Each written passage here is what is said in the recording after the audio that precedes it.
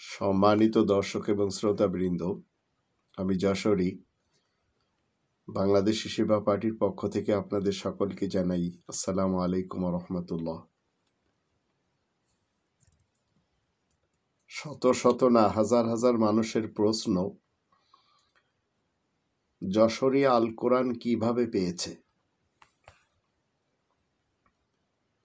আজ 2025 সালের 1 তারিখ। রবের শান্তির দেশটির 900 কোটি মানুষের কাছে যেভাবে আল্লাহ কোরআন পৌঁছে দিয়েছেন, ঠিক সেইভাবেই যশোরীর কাছেও আল্লাহ পৌঁছে দিয়েছেন।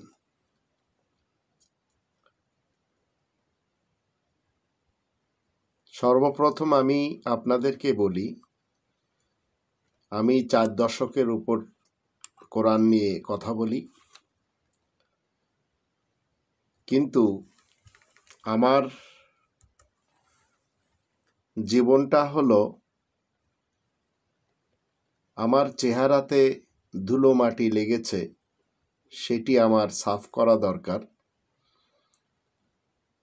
তার জন্য আমি চেষ্টা সাধনা করি, কিন্তু মানুষকে আমি দেখি তারা নিজেদের চেহারার ধুলো মাটি সাফ না করে তারা আয়নাকে সাফ করে, আর আয়না সাফ করতে করতে তারা জীবন কাটিয়ে দেয়, আর মুখের চেহারার ধুলো মাটি নিয়ে তারা দুনিয়া ছেড়ে চলে যায়। যাই হোক, আল্লাহ রাব্বুল আলামিন বলছেন 7 নম্বর সূরা আল আরাফের 51 এবং 52, এই দুটি আয়াত আমাদেরকে কিছু মেসেজ দিবে। আল্লাযীনা ইত্তাখাযু দীনাহুম লাহওয়ান ওয়া লাইবান ওয়া গাররাতহুমুল হায়াতুদ দুনিয়া ফালইয়াওমা নানসাহুম কামা নাসু লিকা ইয়াউমিহিম হাযা ওয়া মা কানু বিআয়াতিনা ইয়াজহাদুন। যারা নিজেদের জীবন তথা সত্য জীবন ব্যবস্থার ফয়সালা নিয়ে খেলা তামাশায় মেতে উঠেছে, আর পার্থিব জীবন যাদেরকে ধোঁকার মধ্যে ফেলে রেখেছে, আজকে আমি তাদেরকে ভুলে থাকব। ঠিক তারা যেমন আজকের এই সাক্ষাৎকারের কথা ভুলে গেছিল, আর তারা তো আমার আয়াতসমূহ নিয়ে কেবল তর্ক করত। তো যে সমস্ত লোকেরা তর্ক করেই চলেছেন, এই মুহূর্তে আল্লাহ তাআলার শান্তির পৃথিবীতে কিছু কোরআনিস্ট, আহলে কোরআন, এদেরকে আমরা দেখতে পাই। কারণ অতীতে আমরা হানাফি, শাফি, মালিকি, হাম্বলি, মাতুরিদি এদেরকে দেখেছি, তারাও তর্ক করে আলাদা আলাদা স্টেশন তৈরি করে নিয়েছে। তো এই মুহূর্তে অনেকেই কোরআনিস্ট হয়ে তারা তর্কবাগীশ হয়ে জীবন কাটাচ্ছে। যে আয়াতটি তাদের বিপক্ষে যায়, সঙ্গে সঙ্গে তারা সেই আয়াতের অর্থ পরিবর্তন করার চেষ্টা করে। আর এই কোরআনিস্টের একটি অংশ হলো, তারা 6 ওয়াক্ত নামাজ পড়ে 2 রাকাত করে। ঢাকার বনশ্রী থেকে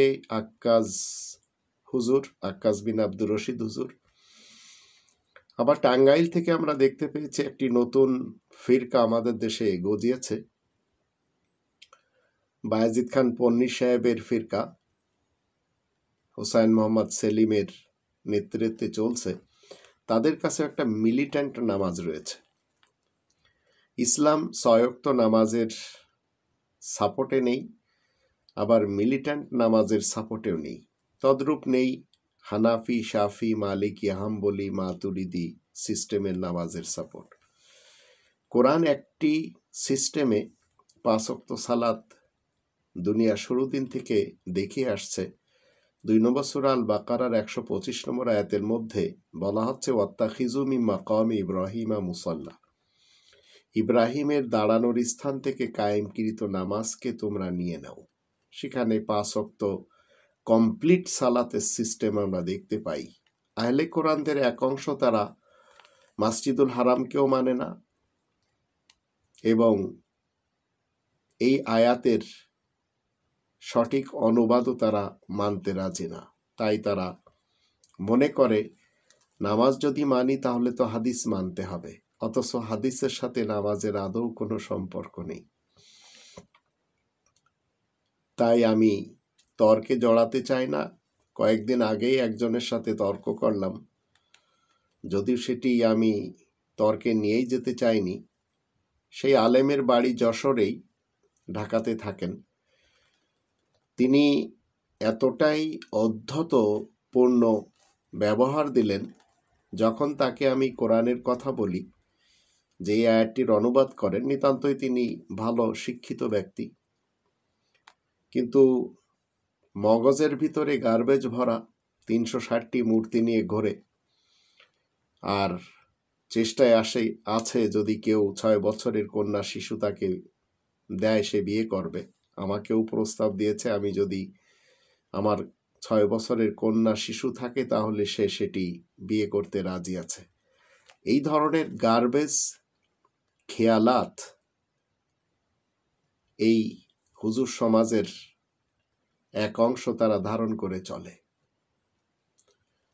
তো তিনি আমাকে জিজ্ঞেস করছেন যে আপনি কোরআন কোথায় পেলেন? তা আমি বললাম যে কোরআন তো আমি বাজার থেকে নিয়েছি। তারপরে উনি বললেন তো বাজারে কোত্থেকে এসেছে? এখন আমি ওনাকে বললাম দোকানদারদের কাছে কোরআন কোত্থেকে এসেছে সেটি দোকানদারেরাই ভালো জানে। কিন্তু ওনার উদ্ধতপূর্ণ আচরণের কারণে আমি কন্টিনিউ ওনার সাথে কথা বলতে আর চাইলাম না, কারণ কোরআন নিয়ে তর্কাতর্কি বা কোরআন নিয়ে তামাশা আমি এটি কখনো পছন্দ করি না। তো ওনার মতো যারা গার্বেজ খেয়ালাত রাখেন, যাদের মাথায় 360টি মূর্তি রয়েছে, যারা এই 360টি মূর্তি বাংলাদেশ থেকে নিয়ে মসজিদুল হারামে বসাতে চায়, তারা কিন্তু জানে না যে সেই ঘরটির ব্যাপারে 3 নম্বর সূরা আলে ইমরানের 96 আয়াতে বলা হচ্ছে সেটি হচ্ছে মুবারক, সব ধরনের আবর্জনা এবং মূর্তি থেকে পবিত্র। মুসলমান শিয়া সুন্নি সালাফি সমাজ এবং হিন্দু সমাজ, এদের যদি আমরা কোয়ান্টিটি দেখি তাহলে মুসলমানদের পৃথিবীতে রয়েছে প্রায় 200 কোটি মতো, আর হিন্দুদের 100 কোটি মতো। এদের মাঝে পার্থক্য হলো এই মূর্তির ব্যাপারে। 360টি মূর্তি মুসলমান শিয়া সুন্নি সালাফিদের মাথার ভিতরে থাকে, তাই সেখান থেকে তারা মসজিদুল হারামে বসানোর চেষ্টা করে। আর হিন্দু সমাজের কাছে 33 কোটি যে দেবদেবী বা মূর্তি রয়েছে, এগুলি তারা মাথার ভিতরে রাখে না, সামনে রেখে পূজা করে। তো এদের এই গ্রুপের মাঝে পার্থক্য এতটুকু। এবার আসুন 7 নম্বর সূরা আল আরাফের 52 নম্বর আয়াতে আল্লাহ তাআলার চ্যালেঞ্জ হলো ওয়ালাকাদ জিনাহুম বিকিতাবিন ফাসসালনাহু আলা ইলমিন হুদাও ওয়া রাহমাতাল লিকওমি ইউমিনুন। মানুষের কাছে তো এমন একখানা লিখিত কিতাব আমি পৌঁছে দিয়েছি। ওয়ালাকাদ জিনাহুম বিকিতাবিন, একটি লিখিত কিতাবের সাথে আল্লাহ তাআলা প্রত্যেকের কাছে আসেন, যাতে জ্ঞান তত্ত্বের ভিত্তিতে সব মানুষের প্রয়োজনীয় কথা বিস্তারিতভাবে বলে দিয়েছি। আর যারা বিশ্বাসী মুমিন তাদের জন্য পথ নির্দেশ এবং রহমত। তাহলে বোঝা গেল আল্লাহ তাআলা নিজেই এই কিতাবটি তার বান্দাদের কাছে পাঠান, এবং আজকের 2025 সালের এই প্রথম তারিখে আমি বলতে চাই, রবের শান্তির রাজ্যে যে 900 কোটি মানুষ রয়েছে তাদের সকলের কাছে আল্লাহ তাআলা তার নিজের গ্রন্থ পৌঁছে দেন। পৌঁছানোর বিভিন্ন মাধ্যম রয়েছে। রবের পাঠানো সংবিধান সর্বযুগের সকল মানুষের কথা লেখা আছে এই সংবিধানে, তদ্রূপ আজকের 900 কোটি মানুষের কথাও লেখা আছে। কোরআনের কথা যখন আমরা মানুষের সামনে তুলে ধরি, তখন কিছু মানুষ রয়েছে তারা পাশ কাটিয়ে যায়, আর যদি শোনেও খেলাধুলার মধ্য দিয়ে। অথচ প্রত্যেকটি মানুষের কথা এই কোরআনের ভিতরে লেখা রয়েছে। আমরা যদি 21 নম্বর সূরা আল আম্বিয়ার শুরুর কিছু আয়াত দেখি, 1 থেকে 10 আয়াত, বিসমিল্লাহির রহমানির রহিম। ইকতারাবা লিন্নাসি হিসাবুহুম ওয়া হুম ফি গফলাতিন মুরিদুন। মানব জাতির জন্য হিসাব নিকাশের সময় যে নিকটে এসেছে, কিন্তু তারা যে অবহেলায় পাশ কাটিয়ে যাচ্ছে। 2 নম্বর আয়াতে বলা হচ্ছে, মা ইয়াতিহিম মিন যিকরিম মির রাব্বিহিম মুহদাসিন ইল্লা ইসতামাউহু ওয়া হুম ইয়ালআবুন। তাদের কাছে তাদেরই রবের পক্ষ থেকে কোনো নতুন উপদেশ তো আর আসেনি, তারাও শোনে কিন্তু খেলাধুলার মধ্য দিয়ে। তাহলে বোঝা গেল, কোরআনের কথা মানুষের সামনে আপনি আমি যখন তুলে ধরব, তখন তারা খেলাধুলার মাধ্যম দিয়ে শুনবে। 3 নম্বর আয়াতে বলা হচ্ছে, লাহিয়াতান কুলুবহুম ওয়া আসারুন নাজওয়া আল্লাযীনা যালামু হাল হাযা ইল্লা বাশারুম মিথলুকুম আফাতাতুনা সিহরা ওয়া আনতুম তুবসিরুন। তাদের মন যে খেলাধুলোতেই মশগুল রয়েছে, আর অন্যায়কারী জালিমরা গোপনে সলাপ পরামর্শ করে, এই লোকটি তো তোমাদের মতো বাসার মানুষ ছাড়া আর কিছুই নয়, তাহলে তোমরা নিজেদের চোখে দেখার পরেও জাদুগ্রস্ত হয়ে পড়েছ। 4 নম্বর আয়াতে বলা হচ্ছে, ক্বালা রব্বি আ'লামুল কওলা ফিস সামাই ওয়াল আরদ ওয়া হুয়াস সামিউল আলিম। সে লোকটি বলে, আমার পালনকর্তা গগনমণ্ডল ও পৃথিবীর সব কথাই বেশ জানেন, আসলে রবই তো শ্রবণকারী, সর্বজ্ঞ। 4 দশক থেকে আমি কথা বলে আসছি, কিন্তু সবাই একটি কথাই বলে যে আপনি বাংলাদেশি সেবা পার্টি করেন এবং কনস্টিটিউশন হিসাবে কোরআনকে মানেন, কিন্তু আমরা দেখছি আপনি ছাড়া আর তো কেউ এই ধরনের কথা বলছে না। অথচ আমি কোরআনের মধ্য থেকে আয়াত সামনে এনে রেখে দেই, তো আমার অনেক গালি শুনতে হয়, অনেক কথা শুনতে হয়। যাদের কাছ থেকে শুনতে হয় তারা মূলত কোরআনের যে 5টি দাবি রয়েছে, সেই 5টি দাবি তারা জানে না। আর সেই 5টি দাবির মধ্যে একটি হচ্ছে কোরআনকে শতভাগ বিশ্বাস করতে হবে। 2 নম্বর দাবি, কোরআনের নিজস্ব ভাষায় কোরআন পড়া শিখতে হবে। 3 নম্বর দাবি, মাতৃভাষায় কোরআন জানতে হবে। 4 নম্বর দাবি, কোরআন মতে জীবন কাটাতে হবে। 5 নম্বর দাবি, কোরআনে তাবলীগ করতে হবে। এগুলি আমাদের দেশের 18 কোটি মানুষ জানে না, এবং আল্লাহ তাআলার শান্তির পৃথিবীর 900 কোটি মানুষের সামান্য কিছু লোক ছাড়া কেউ জানে না। 5 নম্বর আয়াতে বলা হচ্ছে, বাল ক্বালু আদগাথু আহলামিন বাল ইফতারাহু বাল হুয়া শাইরুন ফালিয়াতিনা বিআয়াতিন কামা উরসিলাল আউয়ালুন। বরং জালিমরা বলছে, তার উদ্ভট কল্পনার জোরে সে অলীক স্বপ্ন তৈরি করে নিয়েছে, অথবা সে একজন কবি। তার উচিত আমাদের কাছে এমন কোনো নিদর্শন নিয়ে আসা, ঠিক যেমন পূর্বে পয়গাম নিয়ে এসেছিল। 6 নম্বর আয়াতে বলা হচ্ছে, মা আমানাত ক্বাবলাহুম মিন ক্বরিয়াতিন আহলাকনাহা আফাহুম ইউমিনুন। তাদের আগেকার কোনো জনগণ সে কথায় মোটেই ঈমান এনে আমল করেনি, যাদেরকে আমি নিপাত করেছি। এখন এরাও কি তাই মেনে চলবে? 7 নম্বর আয়াতে আল্লাহ রাব্বুল আলামিন বলে দিচ্ছেন,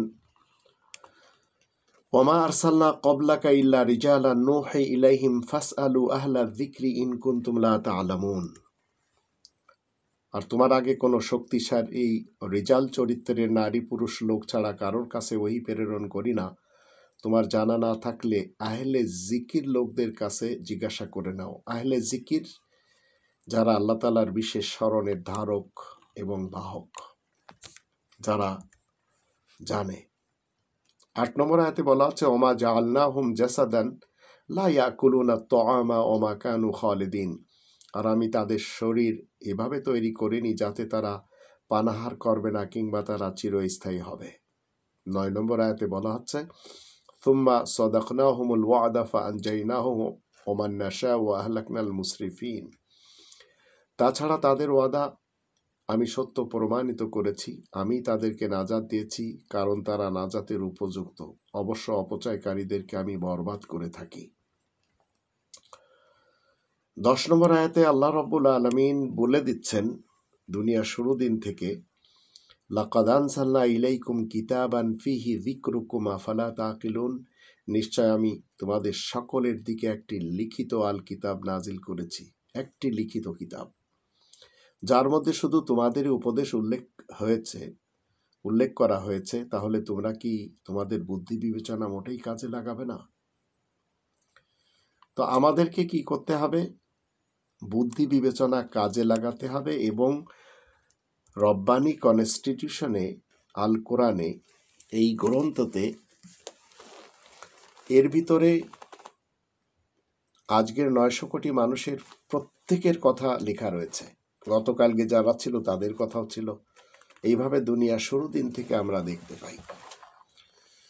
আয়াতের কথা শুনে আয়াত অমান্যকারী যারা, তারাই কেবল তর্ক করে। এর জন্য আমরা 40 নম্বর সূরা মুমিনের 4 আয়াতে দেখি, 4 এবং 5, মা ইউজাদিলু ফি আয়াতিল্লাহি ইল্লাল্লাযীনা কাফারু ফালা ইয়াগরুরকা তাকাল্লুবুহুম ফিল বিলাদ কাযযাবাত ক্বাবলাহুম কওমু নূহিন ওয়াল আহযাবু মিন বা'দিহিম ওয়া হাম্মাত কুল্লু উম্মাতিন বিরাসূলিহিম লিয়াখুযুহু ওয়া জাদালু বিল বাতিলি লিইউদহিদু বিহিল হক ফাআখাযাতহুম ফাকাইফা কানা ইকাব। আল্লাহ তাআলার এসব আয়াত নিয়ে আর তো কেউ ঝগড়া ফাসাদ করে না, একমাত্র আয়াত গোপনকারী কাফের সমাজ ব্যতীত। সুতরাং শহর বন্দরে ওদের আনাগোনা যেন তোমাকে ধোঁকা না দেয়। ওদের আগে নূহের কওম এবং অনেক দলই তো তাদের পরে মিথ্যা জেনেছে। প্রত্যেকটি উম্মত তাদের সকল বার্তাবাহক রাসূলকে গ্রেফতার করতে চেষ্টা করেছে, অন্যায়ভাবে ঝগড়া বাঁধিয়েছে, যাতে তারা অন্যায়ের সাহায্যে সত্য সঠিক জীবন ব্যবস্থাকে মিটিয়ে ফেলতে পারে। তাই তো আমি ওদের পাকড়াও করব, তখন ওদের প্রতিদান কেমন হবে।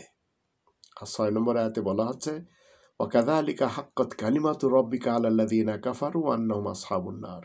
এভাবেই তো তোমার রবের বাক্য, রবের কলেমা আয়াত গোপনকারীদের জন্য সত্য প্রমাণিত হয়। ওরাই তো আসহাবুন নার, আগুনের সাহাবী। আল্লাহ রাব্বুল আলামিন যে গ্রন্থটি পাঠিয়েছেন সর্বযুগের মানুষের জন্য, সেই গ্রন্থের ব্যাপারে 18 নম্বর সূরা আল কাহফের প্রথম আয়াতেই বলে দিয়েছেন, আলহামদুলিল্লাহিল্লাযী আনজালা আলা আবদিহিল কিতাবা ওয়া লাম ইয়াজআল লাহু ইওয়াজা। সকল প্রশংসা শুধু আল্লাহ তাআলারই জন্য, যে আল্লাহ নিজ বান্দার কাছে এই লিখিত আল কিতাব নাজিল করেছেন আর তাতে কোনো জটিলতা রাখেননি। তো আল্লাহ রাব্বুল আলামিনের গ্রন্থ সর্বপ্রকারের জটিলতা থেকে, এমনকি সব ধরনের বক্রতা থেকে আর সব ধরনের সন্দেহ থেকে মুক্ত। 2 নম্বর সূরা আল বাকারা 2 নম্বর আয়াতে বলা হচ্ছে, যালিকাল কিতাবু লা রাইবা ফীহি হুদাল লিল মুত্তাকিন। এটি সেই লিখিত আল কিতাব যার ভিতরে কোনো সন্দেহ নেই, মুত্তাকিন যারা হতে চায় তাদের জন্য পথ দেখায়।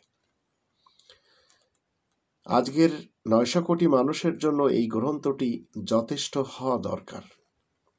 29 নম্বর সূরা আল আনকাবুতের 51 নম্বর আয়াতে সেটি বলা হচ্ছে, আওয়ালাম ইয়াকফিহিম আন্না আনজালনা আলাইকাল কিতাবা ইউতলা আলাইহিম ইন্না ফি যালিকা লারাহমাতাও ওয়া যিকরা লিকওমিন ইউমিনুন। তাহলে মানুষের জন্য এই কি যথেষ্ট নয় যে আমি তোমার কাছে লিখিত আল কিতাব নাজিল করেছি, যা তাদেরকে পড়ে শোনানো হচ্ছে? নিশ্চয় এই লিখিত গ্রন্থে রাহমাত এবং উপদেশ নিহিত রয়েছে মুমিন কওমের জন্য। তো এই আয়াত আপনারা শুনলেন। এই আয়াত কি বলতে চাচ্ছে? আল্লাহ তাআলা আমাদের কাছে একটি লিখিত আল কিতাব নাজিল করেছেন আর তাতে কোনো জটিলতা রাখা হয়নি। এই লিখিত কিতাবটির মধ্যে প্রত্যেকটি মানুষের জন্য উপদেশ রয়েছে। এখন যারা মনে করেন যে লিখিত আল কিতাব কোনো কিসসা কাহিনীর মাধ্যমে নাজিল হয়েছে, তাহলে তার আল কিতাব থেকে প্রমাণ দেওয়া উচিত যে এই কিতাব কোনো একজনের কাছে দীর্ঘ সময় ধরে পর্যায়ক্রমে এসেছে, যদি তারা সত্যবাদী হয়ে থাকে। যারা বলে চলেছে আরব ইতিহাসের কোনো এক ব্যক্তির কাছে 23 বছরে নাজিল হয়েছে। এই কথা শোনার পরে প্রশ্ন আসতেই পারে, তাহলে এই লিখিত আল কিতাব কিভাবে আমাদের কাছে পৌঁছলো? আমি যশোরে কিভাবে পেলাম? আল্লাহ এই কিতাব আমাদের কাছে লিখিত আকারে পাঠিয়েছেন, তাহলে কোথায় পাঠালেন, কার কাছে পাঠালেন, এই প্রশ্নগুলো এসে যাবে। এর উত্তরগুলো যদি আমরা কোরআন থেকে জানতে চাই, এইভাবে পাই। আল্লাহ বলছেন, আমি এই কিতাব লিখিত আকারে পাঠিয়েছি এবং আমি লিখে দিয়েছি ফলক সময়ের উপরে। সেই সপক্ষে আমরা যখন দলিল দেখব, তো ফলক 7 নম্বর সূরা আল আরাফের 145 আয়াত যখন আমরা দেখি, আর মসজিদুল হারামকে যখন দেখি 4টে দেয়ালে আবদ্ধ, তখন সেখানে আমরা পাই ওয়াকাতাবনা লাহু ফিল আলওয়াহি মিন কুল্লি শাইইন মাউইযাতাও ওয়া তাফসীলান লিকুল্লি শাই ফাখুযহা বিকুওয়াতিন ওয়া'মুর কওমাকা ইয়াখুযু বিআহসানিহা সাউরীকুম দারাল ফাসিকিন। আমি তো তার জন্য বিশেষ স্লেটের মধ্যে সব রকমের ওয়াজ ও সব জিনিসের বিবরণ লিখে দিয়েছি। মজবুতভাবেই তা আঁকড়ে ধরো, আর তোমার কওমকে নির্দেশ দাও যেন তারা সেসবের মধ্যে সুন্দর কথাগুলো গ্রহণ করে। নিশ্চয় আমি অচিরেই তোমাকে মুক্তমানা নাস্তিকদের বাসঘর দেখাবো। তো এই আয়াত থেকে আমরা স্পষ্টভাবে জানতে পারি যে আল্লাহ তাআলা আমাদের জন্য স্লেটের মধ্যে সব কিছুর বিবরণ লিখে দিয়েছেন। লাউহুন এক বচন, এর বহু বচন হচ্ছে আলওয়াহ। এক বচন হচ্ছে একটি স্লেট, আর বহু বচন হচ্ছে 3টি স্লেট, তার বেশি। তো আল্লাহ তাআলা 3টির অধিক স্লেটের মধ্যে আল কিতাব লিখে দিয়েছেন। মসজিদুল হারামের চারদিকে যখন আমরা 4টি দেয়াল দেখি, সেটি 4টি পাথরের তৈরি আল্লাহ তাআলার পক্ষ থেকে। তো এখন প্রশ্ন আসতে পারে, আল্লাহ তাআলা কিভাবে লিখে দিয়েছেন? 36 নম্বর সূরা ইয়াসিনের 82 নম্বর আয়াতে বলা আছে, ইন্নামা আমরুহু ইযা আরাদা শাইআন আন ইয়াকুলা লাহু কুন ফায়াকুন। নিশ্চয় সেই মহাজ্ঞানীর নির্দেশ হচ্ছে এই যে, মহাজ্ঞানী যখন যা কিছু করতে ইচ্ছা করেন তখন সেটার জন্য শুধু বলেন হও, আর তা হতেই চলে যায়। তো এখন আবার প্রশ্ন, কার কাছে পাঠালেন? এর জন্য যখন আমরা কোরআনের 6 নম্বর সূরা আল আনআমের 154 আয়াত দেখি, সেখানে বলা হচ্ছে, সুম্মা আতাইনা মূসাল কিতাবা তামামান আলাল্লাযী আহসানা ওয়া তাফসীলান লিকুল্লি শাইইন ওয়া হুদান ওয়া রাহমাতাল লাআল্লাহুম বিলিকাই রাব্বিহিম ইউমিনুন। আবার আমি তো মূসাকে সম্পূর্ণ লিখিত আল কিতাব দান করেছি, যারা উত্তম কর্মকারী তাদের জন্যই তাতে রয়েছে সব জিনিসের বিস্তারিত বিবরণ, সরল সত্য পথ ও রহমত তথা পরিপূর্ণ কল্যাণ, যেন মানুষেরা নিজেদের রবের সাথে সাক্ষাৎ সম্পর্কে আস্থাবান হতে পারে। আর 21 নম্বর সূরা আল আম্বিয়ার 48 নম্বর আয়াতে বলা হচ্ছে, ওয়ালাকাদ আতাইনা মূসা ওয়া হারুন আল ফুরকানা ওয়া দিয়াআন ওয়া যিকরাল লিল মুত্তাকিন। আমি তো মূসা ও হারুনকে সত্য ও মিথ্যার মাঝে ফয়সালাকারী আল ফুরকান দিয়েছি, আর তাতে মুত্তাকিনদের জন্য আলো এবং বিশেষ স্মরণের উপদেশ রয়েছে। এই 2টি আয়াত এর জন্য দেওয়া হলো বা আপনাদের সামনে তুলে ধরা হলো, আরও অনেক আয়াত রয়েছে, এই 2টি আয়াত দলিল হিসেবে রেখে দেওয়া হলো, যাতে স্পষ্ট করে বলা আছে আল্লাহ তাআলা মূসা রাসূলের কাছে সম্পূর্ণ লিখিত আল কিতাব দান করেছেন। কোরআনের আরেকটি নাম আমরা যখন 2 নম্বর সূরা আল বাকারার 185 নম্বর আয়াত আর 25 নম্বর সূরা আল ফুরকানের প্রথম আয়াত দেখি, সেখানে একটি শব্দ পাই, ফুরকান। তো আল্লাহ রাব্বুল আলামিন এই 21 নম্বর সূরা আল আম্বিয়ার 48 নম্বর আয়াতটিতে স্পষ্ট করে দিয়েছেন, যাতে আর কোনো তর্কের অবকাশ না থাকে। আল ফুরকান মানে সত্য এবং মিথ্যার মাঝে পার্থক্য করার মানদণ্ড। এরপর মানুষ কাগজে কিছু অংশ লিখে নেয় আর তা প্রচার করে, কিন্তু অধিকাংশ গোপন রাখে। এভাবেই স্লেট থেকে আল কিতাব কাগজের পাতায় আসে। এখন কেউ প্রশ্ন করতেই পারেন, এর সপক্ষে দলিল প্রমাণ কি? 6 নম্বর সূরা আল আনামের 91 আয়াতে বলা হচ্ছে ওমা কদারুল্লাহ হাক্কা কদরি ইদ ক্বালু মা আনজালাল্লাহু আলা বাশারিম মিন শাই কুল মান আনজালাল কিতাব আল্লাযী জাআ বিহি মূসা নূরান ওয়া হুদাল লিন-নাস তাজআলুনাহু কারাতিস তুবদুনাহা ওয়া তুখফুনা কাসীরা তাজআলুনাহু কারাতিসা তুবদুনাহা ওয়া তুখফুনা কাসীরা ওয়া উল্লিমতু মা লাম তা'লামু আনতুম ওয়ালা আবাউকুম কুল আল্লাহ সুম্মা যারহুম ফি খাউদিহিম ইয়ালআবুন। মানুষেরা যে আল্লাহ তাআলাকে যথাযোগ্য মর্যাদা দেয় না, যতখানি মর্যাদা আল্লাহ তাআলাকে দেওয়া দরকার, তারা বলে আল্লাহ মানুষের কাছে কিছুই নাজিল করেননি, তুমি বলে দাও তাহলে মূসা যে লিখিত কিতাব নিয়ে এসেছে সেই কিতাব কে নাজিল করেছেন, যার মধ্যে রয়েছে আলো এবং পথের সন্ধান গোটা মানব জাতির জন্য, যা তোমরা আলাদা আলাদা কাগজে লিখে কিছুটা তার প্রকাশ করছো আর তার বেশিরভাগই যে তোমরা গোপন রাখছো। তোমাদেরকে তাই শেখানো হয় যা তোমরা কিংবা তোমাদের পূর্বপুরুষরা কিছুই জানতে না। তুমি বলে দাও আল্লাহ তাআলাই শিখিয়ে থাকেন, এরপরে তাদেরকে ছেড়ে দাও, তারা উদ্ভট বাজে কথাবার্তা নিয়ে খেলায় মেতে থাকুক। তাহলে বোঝা গেল এই লিখিত আল কিতাবের আসল নাম হচ্ছে কিতাবে মূসা। সম্পূর্ণ মূসা রাসূলকে এই আল কিতাব আল্লাহ দিয়েছেন। কিতাবে মূসা নামটি আমরা যখন খুঁজতে যাব তখন 46 নম্বর সূরা আল আহকাফের 12 নম্বর আয়াতেও পেয়ে যাব।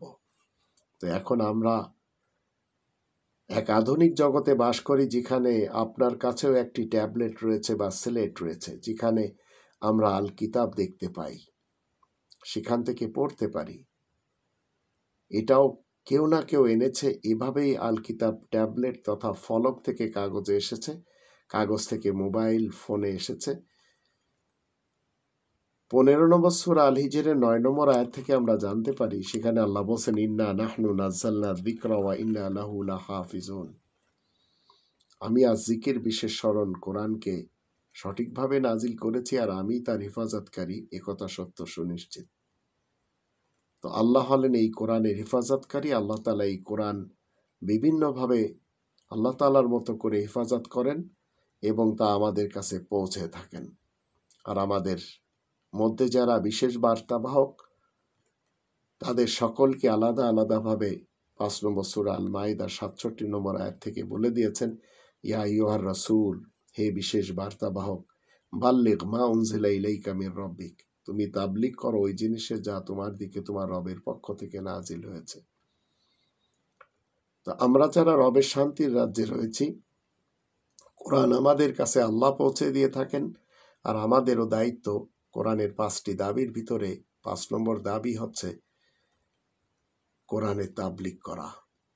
তো আপনি আমি যদি মনে করি আমাজন জঙ্গলের আশেপাশে যারা বসবাস করে তাদের কাছে কোরআন পৌঁছায়নি, তা আপনি বাংলাদেশে বসে যদি এই ধরনের কথা বলেন, আপনার কাছে পৌঁছেছে কিনা সেটি আপনাকে দেখতে হবে, আর আপনি কোরআনের 5টি দাবি মেনে চলছেন কিনা সেটি আপনাকে খবর নিতে হবে। আশা করি আপনারা যারা এই যাবৎকাল আমাকে প্রশ্ন করেছেন, আপনাদের প্রশ্নগুলির উত্তর পেয়েছেন যে আমি যশোরী কিভাবে কোরআন পেলাম। কিন্তু কোরআন আরব ইতিহাসের কোনো একজন ব্যক্তিকে নিয়ে কখনো বলে না যে এটি তার উপরে 23 বছরে নাজিল হয়েছিল। এটি যারা বলে তারা কোরআন জানে না, কোরআনের 5টি দাবি সম্পর্কে তাদের কোনো জ্ঞানই নেই, আর তাদেরই পিছনে যারা চলেছে তারাও কোরআনের 5টি দাবি জানে না।